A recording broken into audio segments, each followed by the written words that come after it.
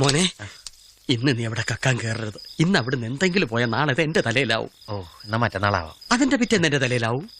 സ്ഥിരാണല്ലേ. ചാടിക്ക.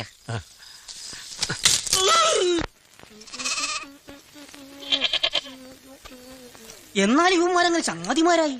ഇത് വലിയ അതിശയം തന്നെയാണ്. ഇനി അവിടെ കൃഷി എങ്ങനെയാണെന്നറിയോ? ഒറ്റവേളയല്ല. ആ 25 സെന്റ് 4 ആയിട്ട് തിരിക്കും.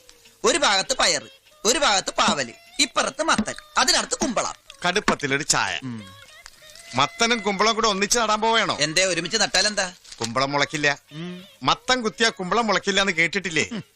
ഇമാതിരി ഓരോ മണ്ടത്തരങ്ങൾ കാണിക്കുന്നത് കൊണ്ടാ നമ്മുടെ നാട്ടിലെ കാർഷിക രംഗം തകരുന്നത്. കാർഷിക രംഗത്ത് ഈ വർഷം കനത്ത വിളവ്. എന്റെ അമ്മോ, കണ്ടോ ഇയാളാ തിരിയാത്ത പേരടിക്ക് നോക്കി ഒരു ഒറ്റ അടിയടി കോയക്കാം. അതിപ്പോ എന്റെ കുറ്റം കൊണ്ടല്ല.